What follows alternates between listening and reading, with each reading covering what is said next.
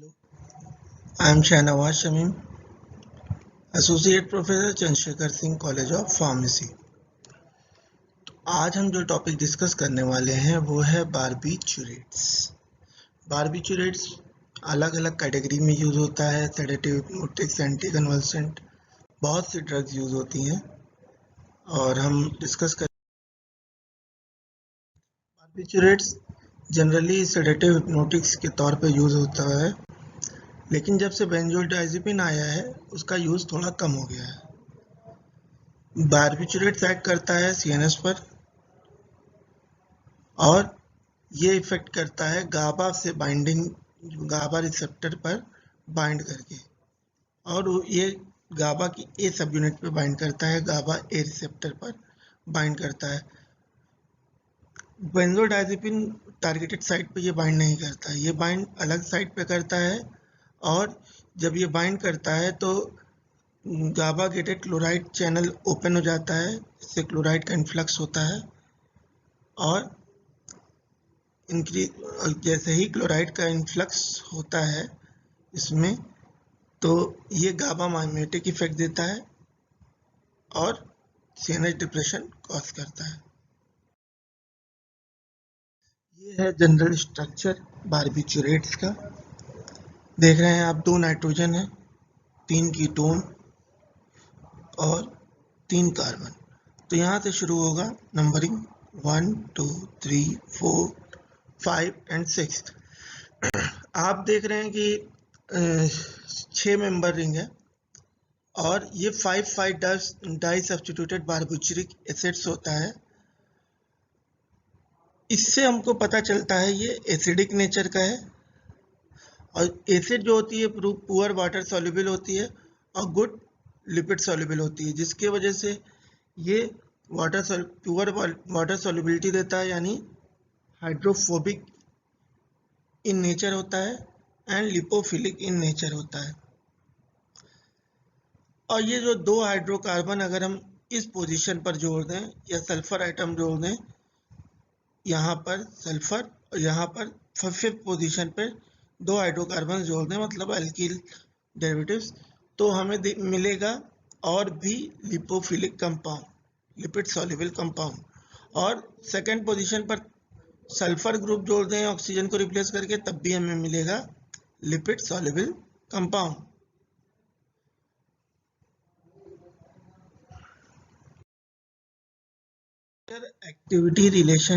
Structure activity relationship of barbiturates. तो सबसे पहले कुछ प्रॉपर्टीज होनी है hypnotic barbituric acid derivative. Hypnotic property होने के लिए कुछ स्ट्रक्चर में प्रॉपर्टी होना जरूरी है। तो सबसे पहले देखते हैं कि एसिडिटी वैल्यू जो है वो सर्टेन लिमिट्स में हो, ताकि आपको आयोनाइज और अनआयोनाइज फॉर्म का प्रॉपर रेशियो मिल सके, जो कि इम्पोर्टेंट होता है for crossing the blood brain barrier. Triple B को क्रॉस करने के लिए ionise and unionise form of drug का रेशियो बहुत इम्पोर्टेंट होता है। अप्रॉक्सीमेटली 40 से 60% डिसोसिएशन जो है बारबीचुरेट्स का होता है, तो ये एसेंशियल होता है ट्रिपल बी को क्रॉस करने के लिए। और जब ट्रिपल बी को क्रॉस करेगा, यानी ब्लड ब्रेन बैरियर को क्रॉस करेगा, तो ये सीएनएस पर इफेक्ट देगा। फिर दूसरा इंपॉर्टेंट प्रॉपर्टी क्या होनी चाहिए, लिपिड वाटर सॉल्युबिलिटी, यानी पार्टीशन कोफिशिएंट एक सर्टेन लिमिट में होनी चाहिए। फिर आप देखेंगे एसिडिटी। एसिडिटी के बेसिस पर बारबीचुरेट्स को 2 क्लास में डिवाइड किया जाता है। एक एक्टिव क्लास होती है, एक इनएक्टिव क्लास होती है। इनएक्टिव क्लास का मतलब ये नहीं कि वो एक्टिव नहीं होते, एसिडिटी के बेसिस पे बताया जा रहा है कि एक्टिव और इनएक्टिव क्लास। तो पहली एसिडिटी में एक्टिव क्लास में पहली है 5,5 डाई सब्स्टिट्यूटेड बारबीचुरिक एसिड, मतलब इस कार्बन पर, 5वें कार्बन पर दोनों तरफ सब्स्टिट्यूशन होना चाहिए। फिर 5,5 di substituted thiobarbituric acid. Di substituted barbituric acid और थायोबारबीचुरिक एसिड में क्या अंतर होगा, 5वें पोजीशन पर दोनों के सब्स्टिट्यूशन तो होंगे, पर थायो में ऑक्सीजन की जगह क्या लगेगा, सल्फर। जनरली थायो वर्ड आता है तो सल्फर ही डिनोट करते हैं, तो सेकंड नंबर के कार्बन पर सल्फर आपको मिल जाएगा। तो ये होगा 5,5- डाई सब्स्टिट्यूटेड थायो बारबिचुरिक एसिड। फिर थर्ड 155- मतलब पहली पोजीशन पे सब्स्टिट्यूशन, 55- पे सब्स्टिट्यूशन। तो जब सब्स्टिट्यूशन 3 जगह हो रहा है तो क्या होगा, 155- ट्राई सब्स्टिट्यूटेड बारबिचुरिक एसिड। अब बात आएगी इनएक्टिव क्लास की। इनएक्टिव क्लास यानी एसिडिक ना होने वाली क्लास। तो पहली है 1 सब्स्टिट्यूटेड बारबिचुरिक एसिड। सिर्फ यहाँ पर पहले नाइट्रोजन पर सब्स्टिट्यूशन होगा। 5 सब्स्टिट्यूटेड बारबिचुरिक एसिड, यानी इस पे एक पे H लगेगा, एक पे सब्स्टिट्यूशन होगा, तो ये क्या होगा, 5 सब्स्टिट्यूटेड बारबिचुरिक एसिड। फिर 1,3 डाई सब्स्टिट्यूटेड बारबिचुरिक एसिड कैसे होगा, पहले और तीसरे नाइट्रोजन पर सब्स्टिट्यूशन, बाकी रेस्ट एज इट इज रहेगा। फिर 1,5 डाई सब्स्टिट्यूटेड बारबिचुरिक एसिड, पहले और पांचवें पर, पहले पे भी हो पांचवें भी हो, डाई सब्स्टिट्यूशन। फिर 1,355- टेट्रा सब्स्टिट्यूटेड बारबिचुरिक एसिड, मतलब पहले पे, तीसरे पे, पांचवें पे सब्स्टिट्यूशन। तो हम एक बार देखते हैं, या तो पहले पे सब्स्टिट्यूशन होगा, या पांचवें पे होगा, या पहले तीसरे पे होगा, या पहले पांचवें पे होगा, या पहले तीसरे पांचवें पे दोनों सब्स्टिट्यूशन। ये होगा इनएक्टिव फॉर्म। इनएक्टिव का मतलब है कि वो एसिडिक नहीं है, क्योंकि हमने एसिडिटी के बेस पे ही क्लासिफाई किया था। तो इनएक्टिव का मतलब यहाँ होगा वो एसिडिक नहीं होते।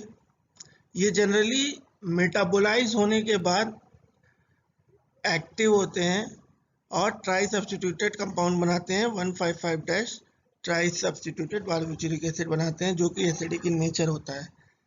फिर attachment of alkyl substitution, N1 और N3 पे अगर हम अटैच करते हैं एल्किल सब्स्टिट्यूशन, तो वो ड्रग जो बनेगी वो नॉन एसिडिक होगी।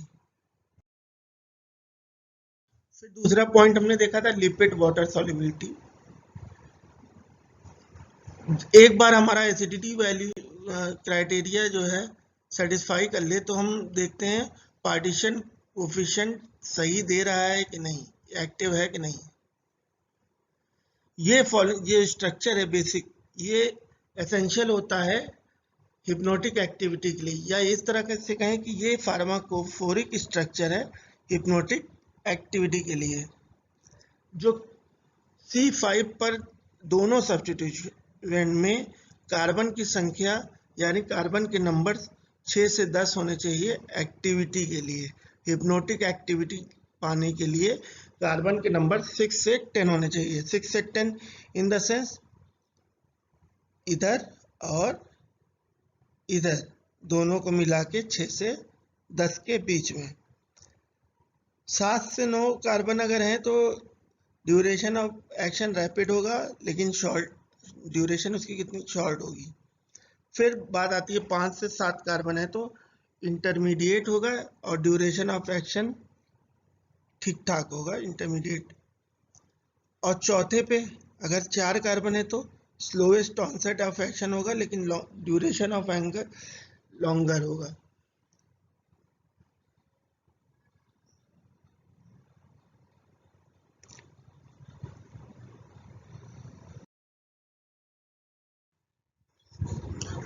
फिर हम देखेंगे कि उसने ही नंबर में अगर सेम सीरीज में कार्बन की चेन जो है ब्रांच्ड है तो उसकी लिपिड सॉल्युबिलिटी ज़्यादा होगी in comparison to straight chain. Side chain की लिपिड सॉल्युबिलिटी ज़्यादा होगी और वो हिप्नोटिक एक्टिविटी अच्छी देगा, लेकिन उसका ड्यूरेशन ऑफ एक्शन कम हो जाएगा। फिर हम ये देखेंगे कि ब्रांच साइक्लिक और अनसैचुरेटेड चेन अगर है, में कहाँ पर, 5th कार्बन पर, तो इससे क्या होता है, ड्यूरेशन ऑफ एक्शन कम होता है, क्योंकि मेटाबॉलिक कन्वर्जन बहुत इजीली हो जाता है to more polar inactive metabolite. अगर अनसैचुरेटेड कंपाउंड है तो उसका मेटाबॉलिज्म तेजी से होगा, इस वजह से उसका ड्यूरेशन ऑफ एक्शन कम होता है। जितनी ज़्यादा ब्रांचिंग होगी उतना ज़्यादा हमें पोटेंट कंपाउंड मिलेगा। पहला एग्जांपल है फेनोबार्बिटल और दूसरा एग्जांपल है एमोबार्बिटल। सिर्फ इसमें साइड चेन बदली है पोजीशन, नहीं तो स्ट्रक्चर पूरा सेम है। आप फेनोबार्बिटल के स्ट्रक्चर में देख रहे हैं, एक तरफ C5 पे इथाइल है और फिर C5 पे दूसरी तरफ 5 मेंबर रिंग है। ये 5 मेंबर रिंग की सिर्फ टर्मिनल पोजीशन और मिडिल पोजीशन यूज हो रही है, इसे पूरा ड्रग बदल जा रहा है। स्टीरियो आइसोमर्स जो होते हैं अगर देखें तो वो पोटेंसी सेम कैरी करते हैं, मतलब कि जो जनरल स्ट्रक्चर की पोटेंसी होगी, अगर उसका स्टीरियोमर है तो उसकी पोटेंसी भी सेम होगी। सीरीज के अंदर अनसैचुरेटेड एनालॉग्स जो होंगे E9, वो पोटेंसी को बढ़ाएंगे in comparison to saturated analogue. Saturated और अनसैचुरेटेड का मतलब मैं आपको क्लास में पहले भी बता चुका हूँ, पहले भी लेक्चर्स में बता चुका हूँ। तो फिर अगर सेम नंबर है, जैसे मान लो कि 3 कार्बन की चेन है दोनों तरफ और एक में अनसैचुरेटेड कंपाउंड है, मतलब डबल बॉन्ड ट्रिपल बॉन्ड है, तो उसकी एक्टिविटी ज़्यादा अच्छी होगी in comparison to single bond. Alicyclic और एरोमेटिक सब्स्टिट्यूशन जो होगा वो मोर पेटेंट होगा। मान लो फेनोबार्बिटल का देखिए फिनाइल लगता है तो वो ज़्यादा पेटेंट होगा in comparison to straight chain carbon. अगर हम हेलोजन एटम C5 पे एक अटैच कर देते हैं तो पोटेंसी हमारी बढ़ जाएगी। हेलोजन एटम्स क्या है, क्लोरीन, ब्रोमीन। फिर C5 पर अगर हम हाइड्रोक्सी ग्रुप, अमाइन ग्रुप, ऐसे ग्रुप जो पोलैरिटी को बढ़ाते हैं उनको अटैच करते हैं, carboxylic group, CO, secondary amine, ये सब ग्रुप अगर हम एरोमेटिक रिंग में लगाते हैं तो सॉल्युबिलिटी लिपिड की घट जाएगी, जिसकी वजह से पोटेंसी भी घटेगी, क्योंकि लिपिड सॉल्युबिलिटी नहीं होगी तो ये ट्रिपल बी को क्रॉस नहीं करेगा और कम करेगा। ट्रिपल बी को क्रॉस नहीं करेगा तो ये CNS इफेक्ट नहीं देगा।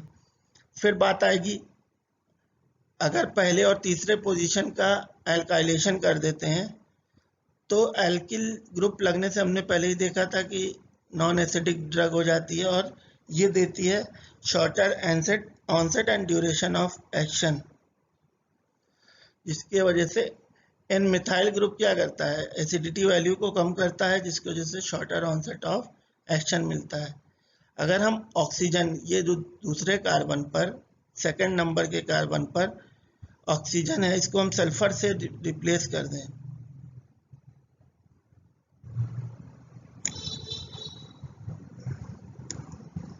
तो हमको रैपिड ऑनसेट ऑफ एक्शन मिलेगा और शॉर्टर ड्यूरेशन ऑफ एक्शन मिलेगा। अगर C4 और C6 की बात करते हैं, अगर चौथे और छठे कार्बन के ऑक्सीजन को हम सल्फर से रिप्लेस करेंगे तो एक्टिविटी घटेगी, हिप्नोटिक एक्टिविटी क्या होगी, रिड्यूस हो जाएगी। बात करते हैं जनरल सिंथेसिस ऑफ बारबिचुरेट। दो तरह से हम बारबिचुरेट्स को बना सकते हैं, सिंथेसाइज कर सकते हैं।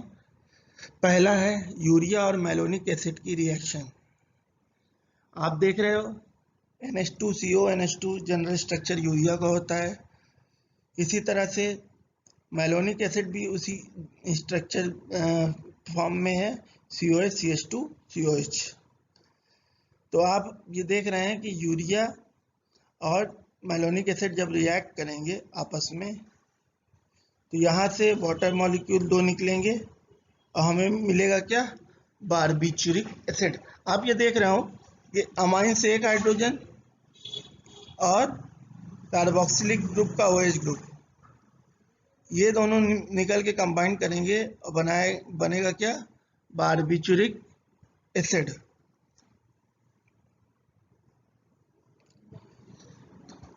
फिर हम देखेंगे सोडियम एथॉक्साइड के साथ और ब्रोमीन्स डेरिवेटिव्स R1 R2 पर लगाएंगे तो हमें मिलेगा 5,5- सब्स्टिट्यूटेड बारबिचुरेट्स। ये हाइड्रोजन रिप्लेस हो जाएगा R1 और R2 से। जो भी हम ये जनरल सिंथेसिस बनाने का ये मतलब है कि कोई भी सिंथेसिस होती है, अगर प्रिकर्सर का सब्स्टिट्यूएंट इसमें हम यहाँ पर एडिशन करते हैं तो हमें फाइनल प्रोडक्ट वही मिलेगा। मान लो R1BR का अगर हम C6H5Br करते तो हमें फेनोबारबिटल मिलता।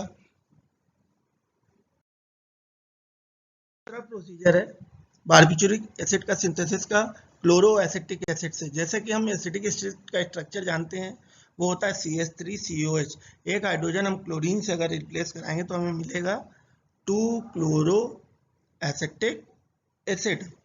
जब हम देख रहे हैं कि 2 क्लोरो एसिटिक एसिड मिलेगा तो इसकी हम रिएक्शन कराएंगे पोटेशियम साइनाइड से। जैसे ही पोटेशियम साइनाइड से हम रिएक्शन कराएंगे तो पोटेशियम क्लोराइड को लेके निकलेगा और साइनो ग्रुप यहाँ इस एसिटिक एसिड डेरिवेटिव में जुड़ जाएगा, तो हमें मिलेगा cyano group, acetic acid derivative of cyano.